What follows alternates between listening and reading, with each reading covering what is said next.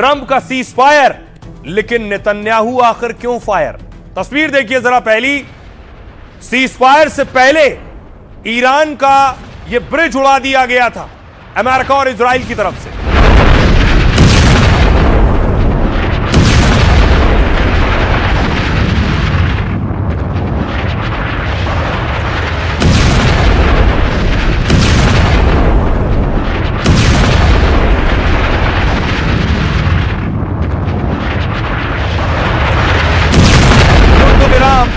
युद्ध विराम का जो ऐलान हुआ उससे पहले तेहरान में यह ब्रिज उड़ा दिया गया जैसे धमकी दी गई थी, लेकिन उसके बाद रात होते होते देर रात तक ट्रंप का ट्वीट आया कि युद्ध विराम हो गया है, सीज फायर हो गया है। उसके बाद देखिए जरा, जश्न मनना शुरू हुआ। ईरान ने इसे अपनी जंग घोषित कर दिया और अमेरिका और इजराइल के झंडे जला दिए गए, फूंक दिए गए।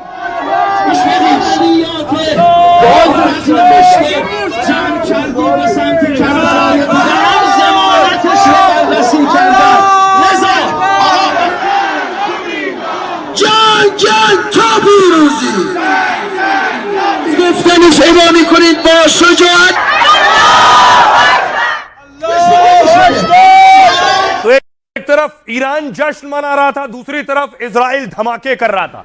इजराइल ने सीज फायर नहीं माना लेबनान को लेकर, इजराइल ने लेबनान पर मिसाइल दागी।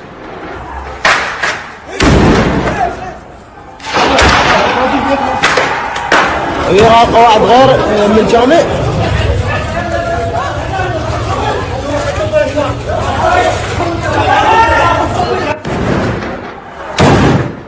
तो इजराइल मिसाइल दाग रहा था, लेकिन तेहरान में लोग सड़कों पर थे, झंडे लेकर अपनी जीत का जश्न मना रहे थे।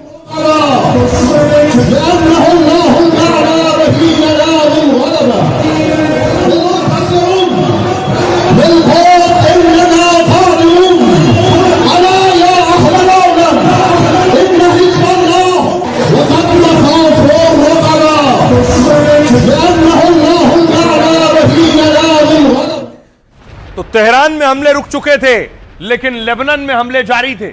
नेतन्याहू एक एक कर गोले दाग रहे थे।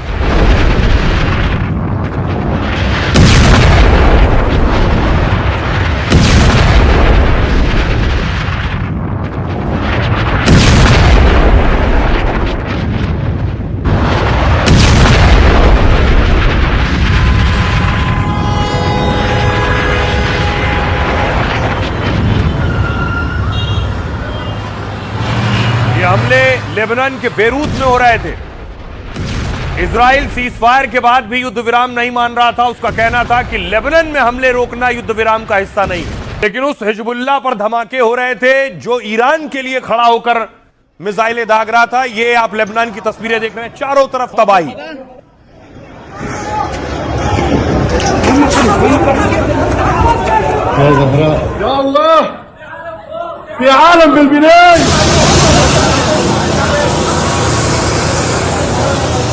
هذه الضربة القوية اللي ورا رفاعي، هاي الضربة القوية.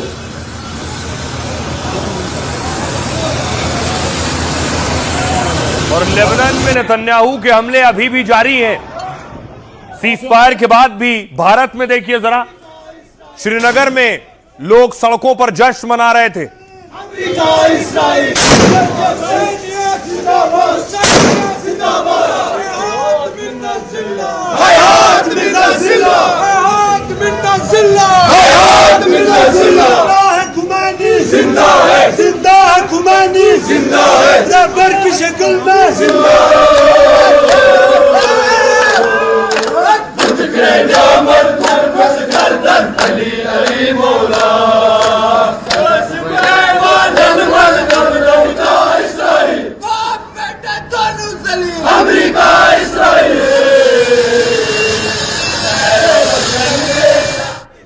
अमेरिका रुक गया, लेकिन नेतन्याहू नहीं रुक रहे थे।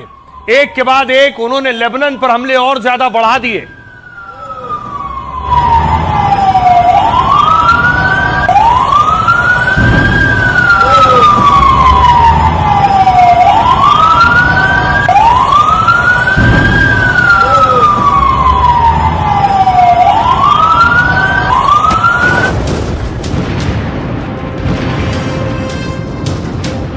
ट्रंप ने सीज फायर का ऐलान किया तो ईरान समेत कई जगह जश्न शुरू हो गया। दुनिया मानने लगी कि जंग रुक गई और तेल से लगी आग अब बुझ जाएगी। अमेरिका इसराइल जो है उन्होंने ईरान पर नाजायज जंग थोपी थी, आज उसका 40 दिन के बाद उन्होंने खुलासा भुगता। लेकिन नेतन्याहू रुकने को तैयार नहीं थे। ईरान के सहयोगी हिजबुल्लाह पर इजराइल ने बमों की बरसात कर दी और ऐलान कर दिया कि वो लेबनान पर हमले रोकेंगे नहीं। तो क्या नेतन्याहू ट्रंप के सीज फायर को भी नहीं मानते? युद्ध विराम के जिस समझौते पर अमेरिका और ईरान तक मान गए, उसे नेतन्याहू क्यों नहीं मान रहे? क्या नेतन्याहू की जिद फिर से जंग की आग को भड़काएगी और मिडिल ईस्ट में और बड़ी तबाही लाएगी? अब आइए आपको बताऊं कि अभी भी कैसे इजराइल लेबनान पर अटैक कर रहा है। लेबनान के शहरों का हाल देखिए जरा क्या हो गया है। शुरुआती लगभग 8 से 10 किलोमीटर के हिस्से पर कब्जा कर लिया है। ये वहां का टायर सिटी है, लेबनान का टायर सिटी का हाल देखिए। كذا غارة على مدينة سور، كذا غارة على مدينة سور. الله أكبر. كمان بسور كمان ضربوها ونزلوها. كذا غارة على مدينة سور، كذا غارة على مدينة سور. الله أكبر. كمان بسور كمان ضربوها ونزلوها. अब सवाल यह है कि नेतन्याहू क्यों नहीं रुक रहे हैं? क्या वजह है? क्या ईरान से युद्ध विराम के लिए नेतन्याहू राजी नहीं है, इसलिए ट्रंप के ऐलान के बाद भी नेतन्याहू और उनकी सेना रुक नहीं रही है? बल्कि सीजफायर ऐलान के बाद लेबनान में 5 जगहों पर भीषण हमले हुए। दक्षिणी लेबनान के टायर और सिडोन जैसे शहरों पर भारी बमबारी की गई। इजराइल के ताजा हमलों में लेबनान में 8 लोगों की मौत की खबर है। इजराइल हिजबुल्लाह को अपने लिए बड़ा खतरा मानता है और उसे लगता है कि युद्ध विराम हिजबुल्लाह को मजबूत होने में मदद करेगा। फॉक्स न्यूज के मुताबिक इजराइल सीजफायर की शर्तों से खुश नहीं है। ट्रंप के सीजफायर ऐलान पर भी उसने शर्तों के साथ समर्थन दिया है। नेतन्याहू ने कहा ईरान को हॉर्मुज खोलना होगा और हम हमले बंद करने होंगे और इजराइल लेबनान पर हिजबुल्लाह के खिलाफ हमले जारी रखेंगे, जबकि सीजफायर में ईरान ने लेबनान पर हमले रोकने की मांग की है। अब ईरान की तरफ से भी वार्निंग दी गई। सीजफायर के बाद भी लेबनान पर अटैक से ईरान आग बबूला है। ईरान ने इजराइल को तुरंत हमले रोकने की धमकी दी है और कहा है कि अगर लेबनान में गोलीबारी कुछ घंटों में नहीं रुकी तो हमारी हवाई और मिसाइल यूनिट तेल अवीव पर बमबारी करेगी। यानी अगर नेतन्याहू ने हमले लेबनान पर नहीं रोके तो फिर से ईरान तेल अवीव पर अटैक शुरू कर देगा। तेल अवीव समेत पूरे इजराइल को मिसाइल और ड्रोन से दहला देंगे। अब सीजफायर के बाद हिजबुल्लाह ने संघर्ष विराम का ऐलान कर दिया है। हिजबुल्लाह लड़ाकों ने इजरायली सैनिकों पर गोलीबारी रोक दी है, तो नेतन्याहू की सेना को भी लेबनान पर हर तरह के हमले बंद करने चाहिए, यह ईरान का कहना है। सुनिए जरा क्या कुछ कह रहे हैं, आईडीएफ का क्या कुछ कहना है और डिफेंस मिनिस्टर हैं लेबनान के, वो क्या कह रहे हैं। इजरायली सेना ने सैकड़ों हिजबुल्लाह आतंकियों को निशाना बनाया है। लेबनान में हमारी सेना ने उन पर अचानक धावा बोला। ये हिजबुल्लाह पर अब तक का सबसे बड़ा हमला है। हमने हिजबुल्लाह नेता को पहले ही चेतावनी दे दी थी कि इजराइल पर हिजबुल्लाह के हमलों की बड़ी कीमत चुकानी होगी। लेबनान में जंग जारी है। सीजफायर में लेबनान में हमले रोकने की बात नहीं है। हिजबुल्लाह के खिलाफ इजरायली सेना कार्रवाई कर रही है। आम लोगों को नुकसान पहुंचाना हमारा मकसद नहीं है। वहां आसपास के लोगों को हम घरों के बाहर जाने की अपील कर रहे हैं। लेबनान में जो लोग इजरायली सेना की अपील नहीं मानेंगे वो अपनी जान का खतरा मोल लेंगे। और हमारे सहयोगी नजीर खुद लेबनान में बेरूत में भी थे, वो उनकी रिपोर्ट देखिए जरा। नेतन्याहू और इजराइल अभी भी वहां हमला कर रहे हैं।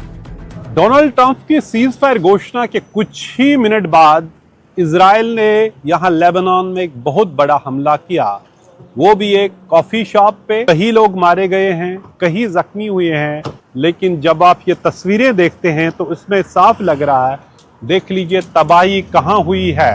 एक कॉफी शॉप था जिस पे हमला हुआ, ये देख लीजिए तबाही। और इस कॉफी शॉप पे, क्या कॉफी शॉप भी हिजबुल्लाह की फॉर्मेशन बन गई है? दुकानों की हालत, इन पूरी ये दुकान थे, शॉपिंग मॉल था, ये देख लीजिए पूरा मार्केट प्लेस, इसकी क्या हालत बनाई गई है। दोनों तरफ से, ये एक ही तरफ से नहीं, दोनों तरफ से इस मार्केट को पूरा खत्म किया गया है ताकि यहां जिंदगी का कोई आसार न रहे। यह कई मंजिलों की इमारत थी, चश्मज़दन में इसको जमीन बोस कर दिया गया है। ये यहां फूलों की दुकान थी, ये देख लीजिए इस साइड फूलों की दुकान थी, मिसाइलों ने इसे मलबे में तब्दील किया है। तो नजीर की आप रिपोर्ट देख रहे थे, अब यहां ये सवाल उठ रहे हैं तो फिर आखिर ये युद्ध विराम कैसा है, ये सीजफायर कैसा है जिस सीजफायर के बाद भी अटैक हो रहे हैं, या नेतन्याहू ट्रंप की सुन नहीं रहे। फिर और देखिए, ये आप देख रहे हैं, कहा जा रहा है कि हिजबुल्लाह के लड़ाके हैं जिस पर इजराइल ने अटैक किया है, इजरायली सेना ने।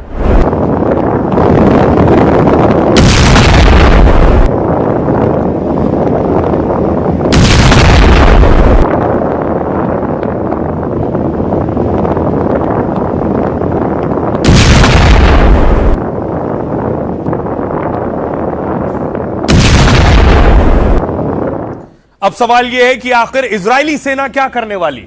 इजरायली कमांडर्स बैठक कर रहे हैं, उनके लिए क्या जंग रुक गई है या उनके पास कोई और बड़ा प्लान है? क्योंकि पहले गाजा, फिर लेबनान, फिर ईरान और फिर अभी भी लेबनान में अटैक जारी है। तो सवाल यह है कि आखिर यह युद्ध विराम कैसा हुआ है, इसमें शर्तें क्या हैं और क्या वो शर्तें मानी जा सकती हैं? क्या शर्तें हैं दोनों तरफ से? ईरान का प्रस्ताव, जो पहली शर्त है, ईरान के खिलाफ कोई नया आक्रमण नहीं होगा। असलियत क्या है? सीजफायर के बीच भी ईरान पर हमले हुए हैं। दूसरी शर्त है, हॉर्मूज पर ईरान का कंट्रोल होगा। इसकी असलियत यह है कि अमेरिका यहां टैक्स देने पर तैयार नहीं होगा। अमेरिका नहीं चाहता है कि हॉर्मूज से शिप गुजरे तो कोई उस पर टोल दे। तीसरी शर्त है, सभी परमाणु और आर्थिक प्रतिबंधों को हटाया जाए जो अमेरिका ने लगाए। असलियत यह है कि सीजफायर के बाद ट्रंप ने कहा परमाणु संवर्धन की अनुमति नहीं, यानी जो परमाणु को शुद्ध ईरान कर रहा था, इनरिच कर रहा था, इसकी हम इजाजत नहीं देंगे। लेकिन यह शर्त का हिस्सा है। चौथी शर्त, जब्त $100 बिलियन वापस मिले ईरान को, जो बैंकों में फ्रीज थे उनके। अमेरिका ईरान के साथ मिलकर इस पर बात करने की बात कर रहा है। पांचवी शर्त है, सभी दूसरी तरह के प्रतिबंधों को हटाया जाए जो सैंक्शंस ईरान पर अमेरिका और दूसरे देशों ने लगाए। इसकी असलियत यह है कि टैरिफ और सैंक्शन राहत पर बातचीत करेगा अमेरिका। छठी शर्त है, मिडिल ईस्ट से अमेरिकी सेना वापस हो, सैन नेड्डो पर जो ट्रंप की सेना मौजूद है। इस पर असलियत यह है कि अमेरिका शायद ही इसके लिए तैयार होगा क्योंकि उसके वहां सैन्य अड्डे। सातवीं शर्त है, लेबनान समेत सभी मोर्चों पर युद्ध की समाप्ति हो, यानी लेबनान में जो इजराइल हमले कर रहा है वो भी समाप्त हो। असलियत यह है कि इजराइल के लेबनान में हमले अभी भी जारी। आठवीं शर्त है, संयुक्त राष्ट्र सुरक्षा परिषद यानी यूएनएससी के सभी प्रस्तावों को समाप्त किया जाए। इस पर असलियत यह है कि ईरान को हथियार देने वाले देशों पर 50% टैरिफ लगेगा।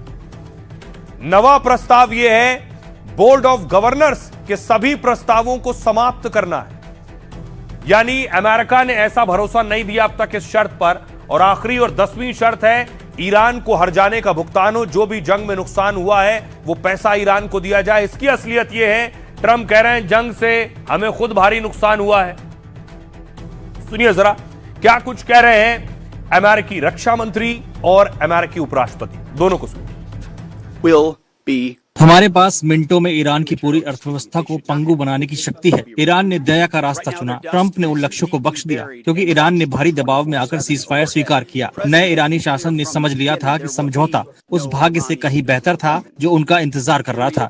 हम ये सुनिश्चित करेंगे कि ईरान इस सीजफायर का पालन करे, साथ ही बातचीत की मेज पर आकर समझौता करे। हम डटे रहेंगे, तैयार रहेंगे, सतर्क रहेंगे। हमारे सैनिक रक्षा के लिए तैयार है, आक्रमण के लिए तैयार है और किसी भी क्षण फिर आरंभ करने के लिए तैयार है।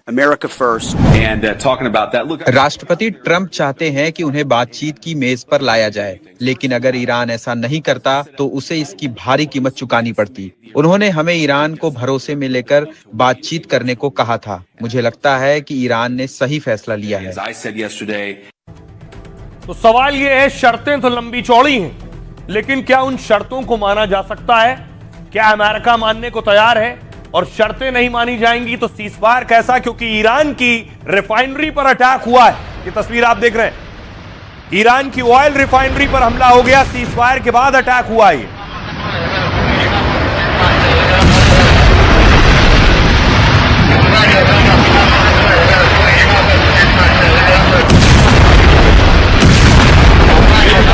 देख रहे हैं सिर्फ ईरान की ऑयल रिफाइनरी पर अटैक नहीं हुआ, ईरान की ऑयल रिफाइनरी पर अटैक हुआ तो हमला यूएई पर हो गया सीज फायर के बाद, हमला कुवैत पर हो गया सीज फायर के बाद। तो फिर कैसी जंग रुकी है? सबसे पहले देखिए, सीज फायर के बाद ईरान के लवाना द्वीप पर हमलों से जोरदार धमाका हुआ। लवाना में एक तेल रिफाइनरी पर अटैक हुआ। सीज फायर ऐलान के कुछ घंटों बाद यह हमला हुआ। एक साथ कई हमलों से रिफाइनरी में आग लग गई है। फारस की खाड़ी में यह ईरान का अहम तेल केंद्र है। सीज फायर ऐलान के बाद हमले से हालात और बिगड़ सकते हैं। अपने ऑयल सेंटर पर हमले से ईरान भड़क सकता है। आईआरजीसी ने साफ कहा है, हमारा हाथ ट्रिगर पर है, हम दुश्मन के हर हमले का मुंहतोड़ जवाब दे सकते हैं। दूसरी तरफ देखिए, कुवैत पर अटैक हो गया। सीज फायर के बाद ड्रोन अटैक हो गया कुवैत पर। कुवैत के रक्षा मंत्रालय ने ईरानी हमले की पुष्टि की और कहा, हमने ईरान के 28 ड्रोन नाकाम कर दिए। ईरान ने ऑयल सेंटर और पावर प्लांट को निशाना बनाया। पानी के कई डिसैलिनेशन प्लांट पर भी उसने हमला किया। ईरान ने हमले से कई जगह बड़ा नुकसान का दावा किया। यूएई पर अटैक हो गया। युद्ध विराम के बाद यूएई में भी ईरानी हमलों से कोहराम मचा है। अबू धाबी के गैस प्लांट पर मिसाइल ड्रोन से अटैक किया गया। यूएई ने कहा है, एयर डिफेंस से हमने ये सारे हमले नाकाम कर दिए, लेकिन प्लांट में एक मिसाइल गिरने से आग लगने की भी खबर है। ईरानी हमले से एक भारतीय समेत 3 के घायल होने की भी खबर है और फिलहाल प्लांट का कामकाज रोकना पड़ गया है। दूसरी तरफ बहरीन पर भी हमले हो गए, इसीलिए सीज फायर पर सवाल उठ रहा है। बहरीन में मिसाइल हमले के अलर्ट के सायरन बज रहे हैं। लोगों को सुरक्षित ठिकानों पर जाने की चेतावनी जारी की गई। राजधानी मनामा सहित कई इलाकों में धमाके सुने गए। ईरान के हमले से बहरीन में एक घर में आग लग गई। ईरान के ताजा हमले से लोगों के घायल होने की भी खबर है। सऊदी अरब की ईस्ट वेस्ट पाइपलाइन पर अटैक हो गया। 1200 किलोमीटर लंबी पाइपलाइन हॉर्मूज का एक विकल्प है। ईरान ने सऊदी पर कई ड्रोन और मिसाइल अटैक किए। सऊदी ने 5 मिसाइलों को बीच में ही मार गिराया है।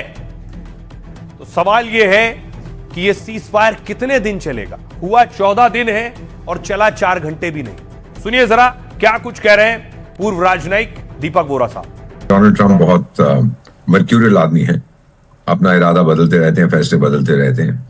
जब एक तरफ से कह रहे थे कि मैं उनकी सभ्यता को मिटा दूंगा एक्सेट्रा, दूसरी तरफ फिर उसने एकदम से समझौता कर लिया, एक ऑफर कर दिया कि भाई 2 हफ्ते के लिए सीज फायर होगा। तो ये उन्होंने कुछ किया है जो काफी अनएक्सपेक्टेड है। ईरान में तो लोग खुशी मना रहे हैं, लेकिन अमेरिका में ट्रंप को कोई शाबाशी नहीं मिली है कहने के लिए, क्योंकि जहां वो कहता रहा हम बहुत जल्दी जीत जाएंगे, ईरान को घुटनों पे ले आएंगे, वो नहीं कर पाया। अगर ये अग्रीमेंट इंप्लीमेंट होता है, और ये मुझे पता नहीं कि ये इंप्लीमेंट होगा कि नहीं, क्योंकि अग्रीमेंट के 2 घंटे के बाद फिर मिसाइलें उड़नी शुरू हो गई थी। आज सुबह भी थोड़ी देर पहले मेरे फ्रेंड्स ने, इजराइल वालों ने बताया कि एक और मिसाइल आ गई थी वहां से। अब ये क्यों हो रहा है, कैसे हो रहा है, कौन सीरियस है, कौन किस पे भरोसा करता है, ये बहुत जरूरी बात है। तो अब सवाल यह है कि कितने दिन की शांति है, और खबर यह है कि ईरान से शांति वार्ता के लिए नहीं जाएंगे जेडी वेंस। अमेरिकी उपराष्ट्रपति शांति वार्ता के लिए नहीं जाएंगे। पाकिस्तान में ईरान के साथ होनी है ये शांति वार्ता। न्यूयॉर्क पोस्ट से बोले राष्ट्रपति ट्रंप, सुरक्षा कारणों से नहीं जा सकते जेडी वेंस।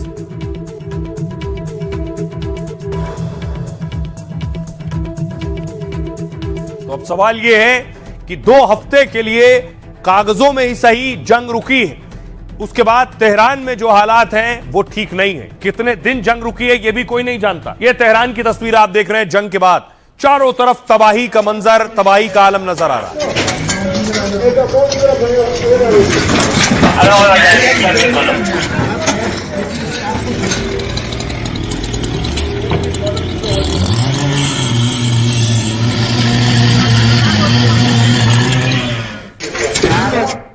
और सीज फायर के बाद देखिए जरा, रक्षा मंत्री ने बैठक की है, विदेश मंत्री एस जयशंकर, वित्त मंत्री निर्मला सीतारमण, और मिडिल ईस्ट पर ही यह बैठक हुई है। खबर यह भी है कि विदेश मंत्री भी यूएई जाने वाले हैं। 9 अप्रैल से यूएई के दौरे पर है। भारत के लिए इस जंग के बाद बहुत से सबक भी हैं कि भारत को अब क्या कुछ तैयारी करनी है, आगे कभी ऐसा हो भविष्य में, इसलिए उससे पहले क्या तैयारी करनी। और इस बीच जो भी भारतीय ईरान में है उनसे कहा गया है फौरन ईरान छोड़ दें। ईरान में फंसे भारतीयों के लिए भारत ने एडवाइजरी जारी की है। कहा है जितना जल्दी हो सके ईरान से बाहर निकल जाएं, बिना इजाजत के अंतर्राष्ट्रीय बॉर्डर के पास जाने की कोशिश ना करें, भारतीय दूतावास से संपर्क और तालमेल कर आगे बढ़ें। युद्ध विराम की घोषणा के कुछ घंटों बाद यह एडवाइजरी जारी की। सरकार ने हेल्पलाइन नंबर और ईमेल आईडी जारी की है। सीजफायर ऐलान से पहले भारतीयों से अपील की थी, कहा था ईरान में 48 घंटों तक जो भारतीय जहां है वहीं रहे, ईरान के मिलिट्री सेंटर और पावर प्लांट से दूर रहें, बहुमंजिला इमारतों में हो तो ऊपर के फ्लोर से दूरी बनाएं और अब तुरंत ईरान छोड़ने की एडवाइजरी जारी की गई है। क्या भारत को लगता है कि हालात कहीं फिर ना बिगड़ जाएं, इसलिए उससे पहले जो भारतीय फंसे हैं वो सुरक्षित वापस आ जाएं। जब युद्ध शुरू हुआ था उस वक्त 9000 भारतीय ईरान में थे। इनमें से ज्यादातर छात्र वहां काम करने या पढ़ने के लिए गए थे। अब तक करीब 1800 लोगों को वापस भारत लाया जा चुका है और भारत बाकी लोगों को निकालने की कोशिश कर रहा है। सुनिए जरा क्या कुछ कह रहे हैं विदेश मंत्रालय के प्रवक्ता रणधीर जायसवाल।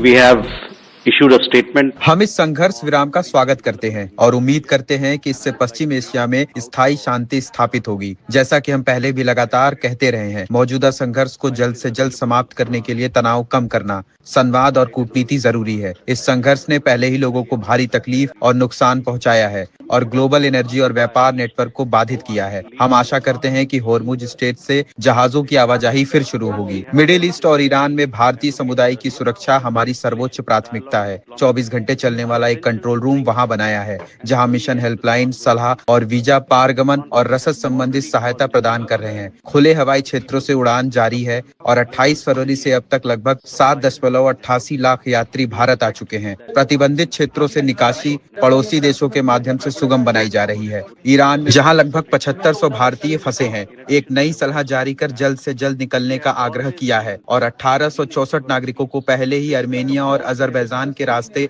निकाला जा चुका है। We hope that this development in West Asia will also encourage.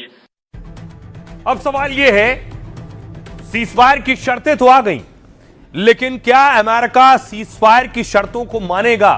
उसमें एक शर्त यह भी है कि जितने सैनिक, जितने जवान अमेरिका के मिडिल ईस्ट के देशों में मौजूद हैं, यूएई में, कुवैत में, कतर में, जहां भी उनके बेसिस पर मौजूद हैं, उन सैन्य ठिकानों को अमेरिका को खाली करना होगा। अमेरिका को अपनी सेना वहां से हटानी होगी। देखिए जरा अमेरिका की सेना कहां मौजूद है। देखिए कतर में अमेरिका के 10,000 जवान हैं, यहां से हटाएगा क्या अमेरिका?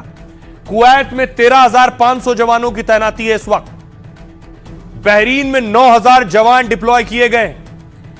यूएई में भी 5,000 जवान अमेरिका के मौजूद हैं। जॉर्डन में 3,000 जवान है, शर्त में शामिल है, इन सबको यहां से हटाओ।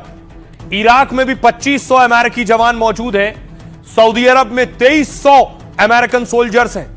ये मिडिल ईस्ट के देश, ईरान के आसपास के देश, जहां सीरिया में देखिए 1000 अमेरिकी जवान हैं, तो यहां से अमेरिका क्या अपने जवान हटाएगा? हरगिज नहीं हटाएगा। तो शर्त का एक ये प्रस्ताव पहले ही खारिज हो जाता है।